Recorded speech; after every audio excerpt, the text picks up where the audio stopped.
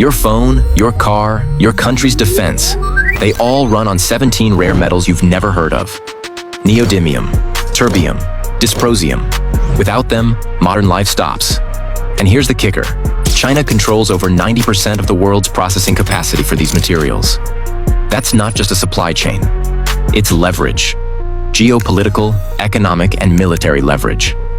If Beijing shuts the tap, the global tech industry flatlines. No batteries, no smartphones, no advanced weapons. We talk a lot about chips, batteries, and clean tech, but almost never about what actually makes them possible. At the heart of nearly every advanced device are these 17 obscure elements called rare earths.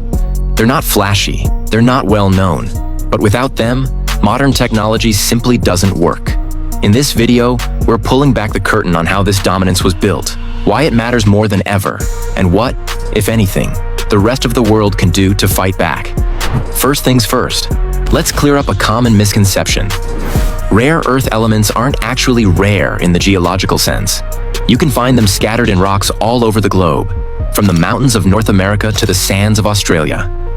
The real rare part isn't their scarcity in the Earth's crust, but the monumental headache and environmental nightmare involved in extracting them and turning that raw ore into a usable high-purity oxide.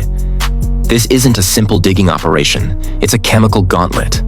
We're talking about complex processes that demand intensely corrosive acid baths, multi-stage solvent extractions, and a very high tolerance for generating radioactive sludge and other toxic byproducts. It's dirty, it's dangerous, and it's expensive to do responsibly. Back when Western nations started prioritizing environmental protection and worker safety, their miners, quite understandably, began to lean out of this brutal business. Meanwhile, China, seeing an opportunity, leaned in.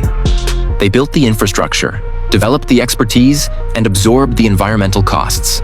So, today, if you want clean, consistent rare earth oxide, the kind that makes your high-tech devices actually work, you're not phoning Brisbane or Sacramento. You're calling Baotou. That's where the processing muscle is. The story of China's rare earth ascendancy isn't just about geology. It's a masterclass in strategic industrial policy, even if it came with a heavy environmental price tag.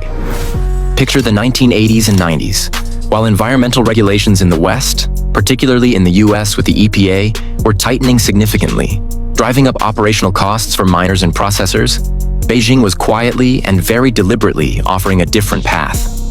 They lured rare earth companies with irresistible incentives, vast tracts of cheap land, heavily subsidized power, and crucially, incredibly lax environmental and labor regulations.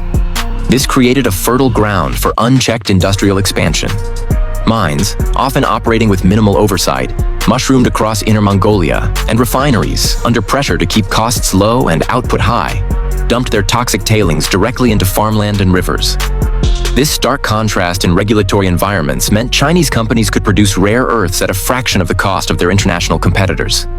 The market, ever obedient to the path of least resistance and lowest price, followed suit. Production shifted en masse to China, and market share, like a river seeking the lowest point, flowed straight to Beijing. It was a Faustian bargain for the environment, perhaps, but an undeniably effective strategy for establishing global dominance. If anyone doubted China's willingness to use its rare earth leverage, those doubts were obliterated in 2010.